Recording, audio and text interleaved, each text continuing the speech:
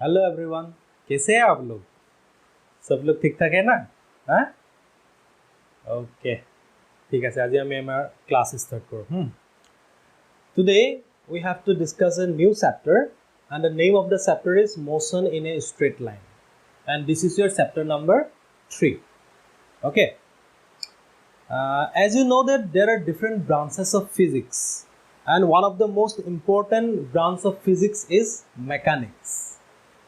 Again, this branch is classified into 3 sub-branches, and they are statics, kinematics, and dynamics. Okay. Now we have to see what are the things that we need to study in mechanics. So এতিয়া চোৱা ফিজিক্সৰ এটা important branch হ'ল mechanics, আৰু মেকানিক্সক আমি 3টা sub ব্ৰাঞ্চত divide কৰিছোঁ। এইকেইটা হ'ল ষ্টেটিক্স, কাইনেমেটিক্স আৰু ডাইনামিক্স। তো এতিয়া আমি চাম যে মেকানিক্সতনো আমি কাৰ বিষয়ে পঢ়োঁ, বা ষ্টেটিক, কাইনেমেটিক্স আৰু ডাইনামিক্সত আমি কি কি টপিকৰ বিষয়ে, কেনেকুৱাবিলাক বিষয়ৰ বিষয়ে আমি ষ্টাডি কৰিম, সেইটো আমি চাব লাগে। ঠিক আছে। তো ফাৰ্ষ্ট অফ অল আমি চাম মেকানিক্সতনো আমি কি পঢ়া হয়, কি পঢ়োঁ। Okay, mechanics is the branch of physics that deals with the conditions of rest or motion of material objects around us. মানে কি বুলি ক'লো যে মেকানিক্সত আমি কি পঢ়োঁ? In mechanics we study about the conditions of rest or motion of material objects. মানে এটা অবজেক্ট ৰেষ্টত থাকিবলৈ হ'লে বা হি মোশনত থাকিবলৈ হ'লে কি কি কণ্ডিশ্যন ফুলফিল কৰিব লাগিব, সেই কণ্ডিশ্যনছবিলাকৰ বিষয়ে আমি মেকানিক্সত ষ্টাডি কৰোঁ। ঠিক আছে। ইন ষ্টেটিক্স এতিয়া আমি চাম যে এইকেইটাত আমি কি কি পঢ়োঁ। ঠিক আছে। তো in statics we study about the objects which are at rest or in equilibrium. ৰেষ্টত থকা অবজেক্ট এটা বা ইকুইলিব্ৰিয়ামত থকা অবজেক্ট এটাৰ বিষয়ে যদি ষ্টাডি কৰোঁ, সেইখিনি ক'ত আহিব? ষ্টেটিক্সত আহিব। ঠিক আছে। In kinematics we study about the objects which are in motion without considering the cause of motion. ভালকৈ মন দিবা দেই, মই কি বুলি ক'লোঁ। In kinematics we study about the motion of the objects without considering the cause of motion. For example, suppose now this duster is at rest. Okay, now if I apply some force on it, then it will move. Now the cause of motion of this duster is the external force that I am applying on it. Okay, in kinematics we study only about the motion of the motion of this duster. We are not going to study about the external force that I am applying on it. That means we are not going to study about the cause of motion. We are just going to study about the motion of the duster. কি ক'লো বুজিলা? মানে ডাষ্টাৰটো ৰেষ্টত আছে, ডাষ্টাৰটো যদি মই external force এটা দিওঁ মোশ্যনত আহি যাব। কিন্তু আমি কাইনেমেটিক্সত কি পঢ়িম? কাইনেমেটিক্সত আমি ডাষ্টাৰটো অকল মোশ্যনৰ বিষয়ে পঢ়িম, আমি এক্সটাৰ্নেল ফ'ৰ্চটোৰ বিষয়ে নপঢ়োঁ। মানে ডাষ্টাৰটো কিয় মোশ্যনত আহিলে সেইটোৰ বিষয়ে আমি পঢ়িবলৈ নাযাওঁ। We are not going to discuss about the cause of motion, we are just going to study about the motion. ঠিক আছে, এইটোৱে হ'ব কাইনেমেটিক্স। অ'কে, কাইনেমেটিক্সত আমি এইখিনি কথা পঢ়িম। এতিয়া আহিলে dynamics. In dynamics we will study about the motion of the object as well as we will discuss about the cause of motion. ঠিক আছে। তো in dynamics we will study about the motion as well as we will study about the cause of motion. বুজি পালা? তাহলে 3টা ব্ৰাঞ্চত আমি কি কি পঢ়িম বুজি পালা। Okay, now the name of our chapter is motion in a straight line, and this chapter belongs to this branch, means kinematics. That means in this chapter we will study only about the motion. We are not going to study about the cause of motion. ঠিক আছে। তো এই motion in a straight লাইনটো এই কাইনেমেটিক্সৰ আণ্ডাৰত আহিব, আৰু আমি জানো যে কাইনেমেটিক্সত আমি অকল মোশ্যনটোৰ বিষয়ে পঢ়োঁ, মোশ্যনটোৰ কজটোৰ বিষয়ে নপঢ়োঁ। গতিকে আমি আমাৰ যিটো চেপ্টাৰ পাম, এই চেপ্টাৰটোত অকল আমি মোশ্যনটোৰ বিষয়ে ষ্টাডি কৰিম। আমি তাৰ কজটোৰ বিষয়ে, কিহৰ কাৰণে অবজেক্টটো মোশ্যনত আহিলে সেইটোৰ বিষয়ে আমি ষ্টাডি নকৰোঁ। ঠিক আছে, বুজি পোৱা হ'ল?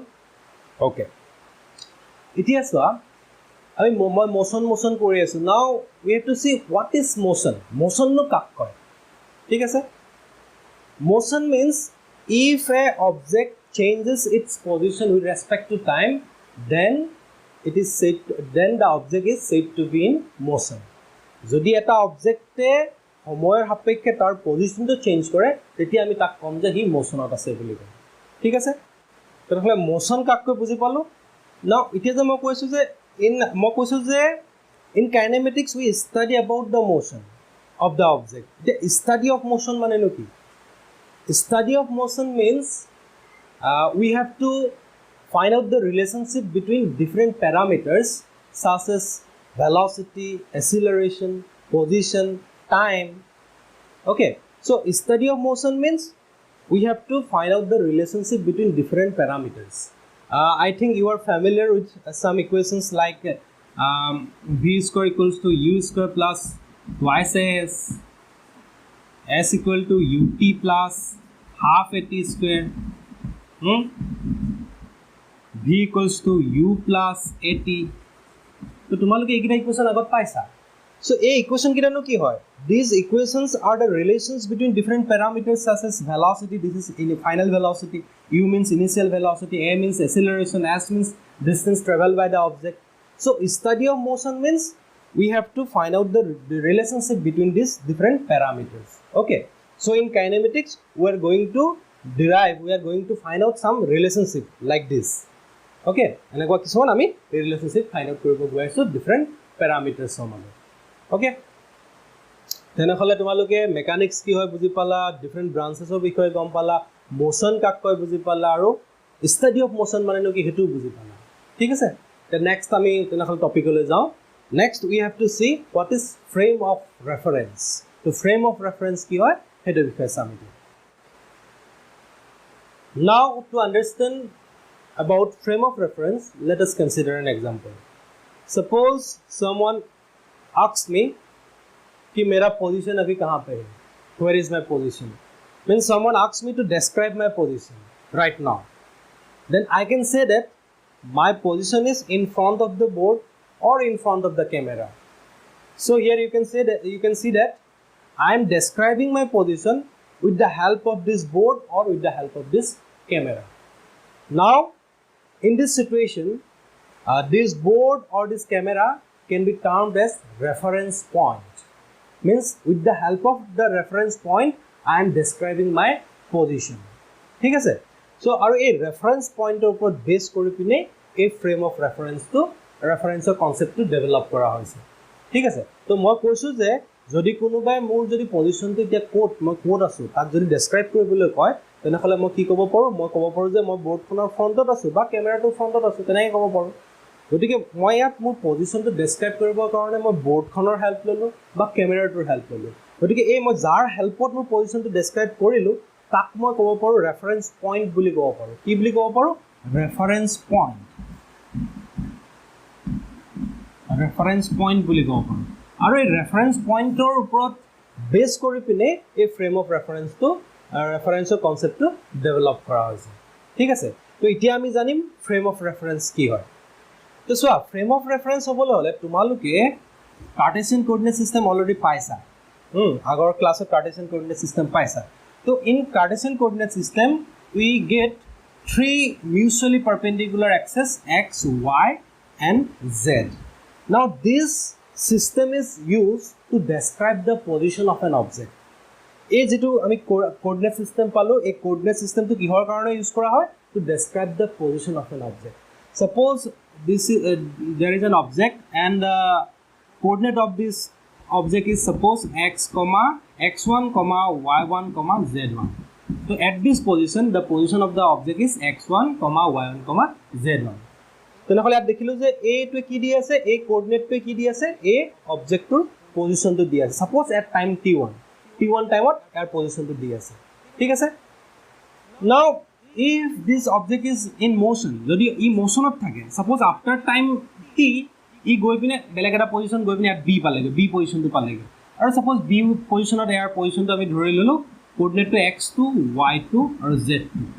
তো ইয়াৰ কোঅৰ্ডিনেটটো চেঞ্জ হৈ গৈছে, ইয়াৰ পৰা বিলৈ যাওঁতে তাৰ কোঅৰ্ডিনেটটো চেঞ্জ হৈ গৈছে. ইয়াত আছিলে x1, y1, z1, ইয়াত x2, y2, z2. তেনেহ'লে আমি ইয়াত দেখিলোঁ যে this coordinate axis giving us the position of the object. Okay, objectটোৰ পজিশ্যনটো দি আছে. কিন্তু এতিয়া কথাটো হ'ল কি, আমাক কি লাগিব এতিয়া, আমাক we need the position of the object with respect to time. মানে টাইমৰ সৈতে পজিশ্যনটো লাগিব, মানে কোনটো টাইমত ক'ত আছিলে. তো আমাক টাইমটো দি থাকিব লাগিব, আমাক টাইমটোও লাগে এতিয়া, অকল not only the position, we also' need the time আমাক টাইমো লাগে কোনটো টাইমত ক'ত আছে তো তাৰ কাৰণে আমি কি কৰিব লাগিব we need to attach a clock with this system এটা ক্লক এটা আমি ইয়াৰ লগত এটাচ কৰি দিলোঁ এই ক্লকটো কি দি থাকিব টাইমটো দি থাকিব মানে কোনটো টাইমত ক'ত আছে অবজেক্ট তেনেহ'লে এই গোটেই যিটো হোল চিষ্টেম পালোঁ হোল চিষ্টেম মানে যিটা এক্সিছ কিডাল আছিলে কোঅৰ্ডিনেট এক্সিছ আছিলে আৰু ক্লকটো আছিলে এই গোটেই হোল চিষ্টেমটোক কোৱা হয় ফ্ৰেম অফ ৰেফাৰেঞ্চ ঠিক আছে তো ফ্ৰেম অফ ৰেফাৰেঞ্চ হ'বলৈ হ'লে কি হ'ব লাগিব আমি এই কোঅৰ্ডিনেট এক্সিছ কিডালটো আছে তাৰ লগতে আমি এটা ক্লক এটা এটাচ কৰি দিলোঁ তো ইয়াত কি হ'ব the coordinate axis will give us the position and this clock will give us the time and the whole system that means the coordinate axis along with this clock is known as frame of reference. So frame of reference is a system of coordinate axis with the help of which we can describe the position of an object with respect to time. ठीक है frame of reference बुझी पाला तो मैं आपको কৈছো तो frame of reference কি হয় frame of reference is a system of coordinate axis with the help of which we can describe the position of an object with respect to time. ঠিক আছে টাইমৰ লগত আমি এটা অবজেক্টৰ পজিশন বিলাক আমি দি থাকিব পাৰিম কাৰ হেল্পত with the help of frame of reference. ঠিক আছে তো frame of reference বুজি পালা ঠিক আছে let's move on to the next topic. Now we have to study about different kinds of motion. There are three different types of motion: one-dimensional motion, two-dimensional motion, and three-dimensional motion. Okay, we will discuss one by one. First, we will see what is one-dimensional motion. One-dimensional motion to bujibo karone eta example lelo. If I release this, then it will go in the downward direction. Means it will follow a straight line path. If an object moves in a straight line path, then it is said to be as one-dimensional motion. So one-dimensional motion মানে কি এটা যদি straight line কোনোবা গৈ থাকে কিবা এটা object গৈ থাকে তাকে আমি কম one-dimensional motion. Suppose a car is moving in a straight path, then the motion of the car is one-dimensional. Okay, and one-dimensional motion can be described with the help of only one axis out of the three coordinate axes. We got three axes x, y, z which are mutually perpendicular to each other, and one-dimensional motion can be described with the help of only one axis out of these three axes. So one-dimensional motion hole ki hobo ei tindal je axis palo ei tindal axis or konoba edal axis e ami one-dimensional motion to describe koribo paro. Aru ta example to moi kolu a car moving in a straight path boli kobo paro or freely falling body karone ki hobo etu ta one-dimensional motion hobo buji poa hol. So one-dimensional motion kak koy if the motion of an object can be described with the help of only one axis out of the three coordinate axes, then that kind of motion is said to be as one-dimensional motion. ঠিক আছে বুজি পোৱা হ'ল okay এতিয়া আমি second টুলে আহো two-dimensional motion. Two-dimensional motion কাক কম এতিয়া two-dimensional motion হ'বলৈ হ'লে কি হ'ব লাগিব if the motion of an object can be described with the help of two axes out of these three coordinate axes is known as two-dimensional motion. তাহলে two-dimensional motion এটা describe কৰিবৰ কাৰণে আমাক দুডাল এক্সিস লাগিব ঠিক আছে ইয়াৰ x y z ৰ যিকোনো দুডাল এক্সিস লাগিব x y হ'ব পাৰে বা x z হ'ব পাৰে বা z y হ'ব পাৰে মুঠৰ তিনডাল এক্সিসৰ যিকোনো দুডাল এক্সিস আমাক যদি দৰকাৰ হয় এই তাৰ মোশনটো ডেসক্ৰাইব কৰিবৰ কাৰণে তাক আমি two-dimensional motion বুলি কওঁ. The example to হ'ব এনেকুৱা suppose মই এটুকে লৈ পিনে এনেকৈ থ্ৰো কৰি দিলোঁ এনেকৈ থ্ৰো কৰিছোঁ মানে মই এই শটটো লৈ পিনে মই এনেকৈ এফালে থ্ৰো কৰিছোঁ তো এনেকৈ থ্ৰো কৰিলে কি হ'ব ইয়াত যদি চোৱা this is not a straight line motion তো আমি one-dimensional motion মানে কি কৰিছোঁ এনেকৈ ষ্ট্ৰেট লাইন মোশ্যন যদি কাৰ এখন যদি এনেকৈ এফালে মুভ কৰি আছে বা কিবা এটা অবজেক্ট যদি one-dimensional motion ষ্ট্ৰেট লাইন পথত আছে তাকে আমি ক'ম one-dimensional motion.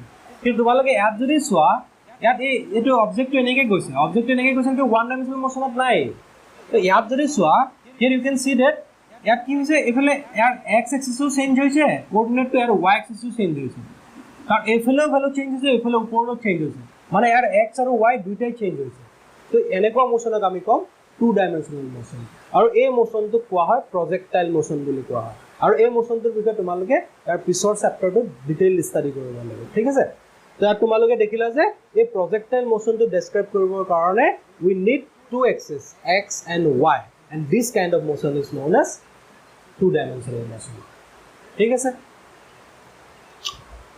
নেক্সট আমি চাওঁ তোমালোকে সাৰ্কুলাৰ মোশন কি হয় জানা না সাৰ্কুলাৰ মোশন হ'বলৈ কি হ'ব if an object moves in a circular path then it is termed as circular motion and this circular motion is a two-dimensional motion আৰু কাৰণ to describe this circular motion we need two axes so this is a two-dimensional motion ঠিক আছে তাহলে circular motion and projectile motion these are the examples of two-dimensional motion and this is also known as motion in a plane ইয়াত আমাৰ কি আছিল motion in a straight line one dimensional motion মানে motion in a straight line বুলি ক'ব পাৰোঁ আৰু two dimensional motion মানে হ'ব মোশন ইন এ প্লেন বুলি কেলে কৰোঁ কাৰণ ইয়াত এখন প্লেনৰ দৰকাৰ হৈছে মানে এখন এক্স দুডাল এক্সিছ থকা মানে এখন প্লেন এক্স ৱাই প্লেন আমাক লাগিব পাৰে বা যদি এক্স জেড এক্সিছ কেইডাল যদি আমাক ইউজ হৈছে ডেছক্ৰাইব কৰিবৰ কাৰণে তেনেহ'লে আমি এখন এক্স জেড প্লেন বুলি ক'ম তো দুডাল এক্সিছ আহি যোৱাৰ লগে লগে সেইটো হৈ যাব কি এখন প্লেন হৈ যাব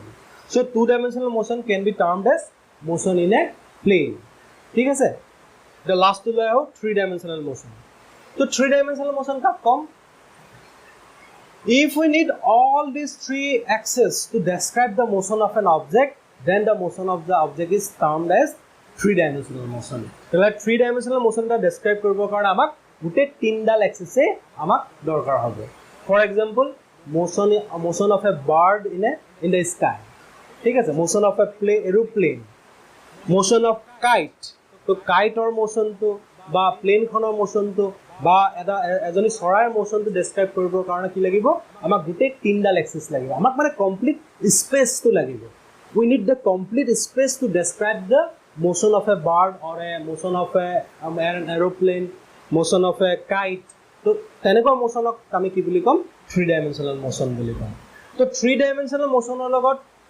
ৰিলেট হৈ থকা ৱৰ্ডটো হৈছে স্পেচ আৰু টু ডাইমেনশ্যনেল মোশনৰ লগত ৰিলেট হৈ থকা ৱৰ্ডটো হৈছে প্লেন আৰু এইটোৰ লগত ওৱান ডাইমেনশ্যনেল মোশনৰ লগত ৰিলেট হৈ থকা ৱৰ্ডটো হৈছে ষ্ট্ৰেট লাইন ঠিক আছে তো this is all about different kinds of motion means one dimensional two dimensional and three dimensional motion ঠিক আছে অ'কে এতিয়া আমি নেক্সট টপিকলৈ যাওঁ এতিয়া আমি চাব লাগে পইণ্ট অবজেক্ট কাক কয় পইণ্ট অবজেক্ট মানে এইটো কয় নেকি বাৰু এটা পইণ্ট দি দিলে পইণ্ট এটা দি দিলে এইটো পইণ্ট অবজেক্ট বুলি কয় নেকি বাৰু হা কথাটো তেনেকুৱা নহয় ভালদৰে মন কৰিব দেই পইণ্ট অবজেক্ট কাক কয় ত' ইয়াত মই ডেফিনেশ্যনটো লিখিছোঁ চোৱা if the position of an object changes by distances much greater than its own size in a reasonable duration of time then the object may be regarded as point object so point object কাক কয় তেনেহ'লে কি বুলি ক'লে চোৱা আমাৰ ইয়াত চোৱা মই তোমালোকক এক্সাম্পল এটা দিছোঁ এইটো বুজাবৰ কাৰণে if we consider the motion of the earth around the sun then the distance traveled by the earth around the sun is very very greater in comparison to the size of the planet size of the earth মানে আৰ্থখনৰ যদি আমি মোশনটো consider কৰোঁ ছানৰ ছাৰাউণ্ডিঙত তেনেহ'লে আৰ্থখনে যিমান distance travel কৰিলে ছানৰ ছাৰাউণ্ডিঙত তাৰ কম্পেৰিজনত আৰ্থটোৰ চাইজটো বহুত সৰু হৈ যায় ঠিক আছে তো এনেকুৱা যদি হয় মানে যদি if the distance traveled by an object is much greater than its own size then the object can be considered as point object যদি এটা অবজেক্টে ট্ৰেভেল কৰা ডিষ্টেঞ্চটো তাৰ নিজৰ সাইজতকৈ বহুত বহুত ডাঙৰ হয় তেনেহ'লে সেই অবজেক্টটোক বা বস্তুটোক আমি এটা পইণ্ট অবজেক্ট বুলি কনচিডাৰ কৰিব পাৰোঁ এতিয়া যদি চোৱা প্লেনেট মই কি বুলি ক'লোঁ যে আৰ্থে যিমান ডিষ্টেঞ্চ ট্ৰেভেল কৰিলে ছানৰ ছাৰাউণ্ডিঙত তাৰ কম্পেৰিজনত আৰ্থৰ চাইজটো বহুত সৰু হয় গতিকে আমি আৰ্থটোকো পইণ্ট অবজেক্ট বুলি কনচিডাৰ কৰিব পাৰিম if we study the motion of the earth okay since the size of the earth is very very less very very negligible is in compared to the distance traveled by the earth around the sun that is why the earth can be considered as point object when we study the motion of the earth ঠিক আছে বুজি পালা আৰু এটা example দিওঁ if we consider the motion of a train under a journey of several hundred kilometers then the train can be considered as point object. Suppose তোমালোকে গুৱাহাটীৰ পৰা আমাৰ ডিব্ৰুগড়লৈ অহা এখন ট্ৰেইন এখন কনসিডাৰ কৰা তো ডিব্ৰুগড়ৰ পৰা গুৱাহাটীৰ পৰা ডিব্ৰুগড়লৈ যিমান ডিস্টেন্স তাৰ সেই ডিস্টেন্সটোৰ কম্পেৰিজনত ট্ৰেইনখনৰ সাইজটো বহুত সৰু হৈ যাব গতিকে আমি ট্ৰেইনখনক আমি এটা পইণ্ট অবজেক্ট বুলি কনসিডাৰ কৰিব পাৰিম তো মই ভাবিছোঁ তোমালোকৰ পইণ্ট অবজেক্টৰ কনসেপ্টটো ক্লিয়াৰ হৈছে ঠিক আছে মানে কি হ'ব যে an object can be considered as point object if the distance traveled by the object is very very greater than the size of the object ঠিক আছে then the object is considered as object can be considered as point object ঠিক আছে তো তেনেহলে in today's class we have discussed first of all we have discussed about mechanics we got that there are three branches of mechanics statics kinematics and dynamics after that we have discussed frame of reference and then we have discussed one dimensional motion two dimensional motion three dimensional motion and lastly we have discussed concept of point object so this is all about for today's class okay